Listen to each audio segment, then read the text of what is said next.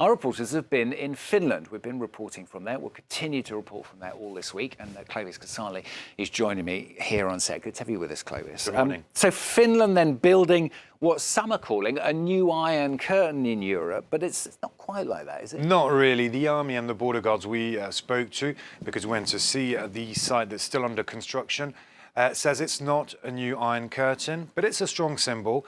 And they also think that these barriers are going to help better monitor the situation at the border, prevent illegal immigrants from coming in that could be instrumentalized by Russia, and also basically see whoever is coming over in Finland from Russia.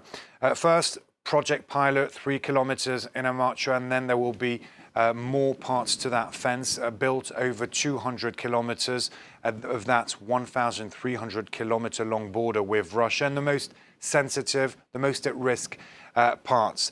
With Julien Sauvager, we went to Finland to try to understand what is the mood in the population, how the Finnish people are reacting to the war in Ukraine. 2 words: caution and also distrust. Regarding the neighbor and especially the Putin regime. It's not all of the Russian people, of course, they're distrusting, but the Putin regime. During this series of reports, we followed the Finnish-Russian Association. It's an association promoting cultural ties between the two countries. You can imagine it's not an easy task with what's going on. And we followed them during a street party in the Kaipila neighborhood of Helsinki. And we met also with ordinary Finnish people. Take a listen. I've always been more or less anti-Russian, but now it's on the top. I can't.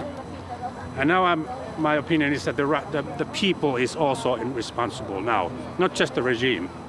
You can't trust them. That's the problem. If they attack, I suppose we get some help. Even though we have a good army of ourselves. But it's a big country. We lost the last war. Yeah, you used the word distrust earlier, Clovis. I mean, relations between Russians and Finns not always good. The Second World War invasion of Finland by Russia still not totally forgotten. And that lady was talking about that famous Winter War. That Winter War is 1939. The Soviets invade Finland and the Finnish are outnumbered. And they fight heroically. They still lost after 3 months of battling. They lost 10% of their territory. They had to cede to the Soviets. One man we followed in our focus report, which you can find on social networks, on our website, it was on air yesterday. One man, Matti Avonen, who lives at the border, says that he was a young boy just in the aftermath of World War II.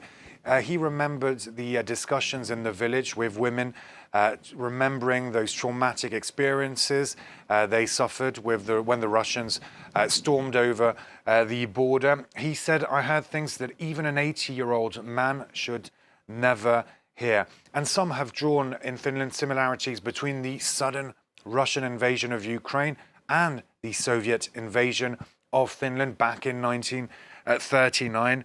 And that is a traumatic experience for the people of Finland. And that might explain also why they're so cautious. OK. And you mentioned that focus report that we showed you yesterday. Another person interviewed there, the former president of Finland. We wanted to talk to her because she rose to power in 2000 at the same time as Vladimir Putin in Russia. And she's probably one of the people in Finland who knows Vladimir Putin the best. She told us for the first time in front of a camera what she thought of the situation and especially what she thought of Vladimir Putin. Take a listen. I have seen the dark side of the Putin too, and that was concerning Chechnya. His wording was very, very hard concerning Chechnya, and their way to be in the war and all that. She has a theory regarding Putin's foreign policy. I think that the main reason has been that Russia should be something the others will, if not to respect, but at least to note. Daija Alonen also told me something that was interesting. She said that she had maybe a better relationship with Putin than others because she was a woman. When she met him on the state visit to Russia, he invited her to an art gallery and they had a special relationship, if you will, Of course, she knew what kind of character he was, but very different from the relationship Putin had with her successor. When they met, they went to a hockey game. Very, very different. Thank you very much, bit more Clovis. macho. Bit more macho, bit more macho. Yeah, thanks a lot. Clovis Casali there.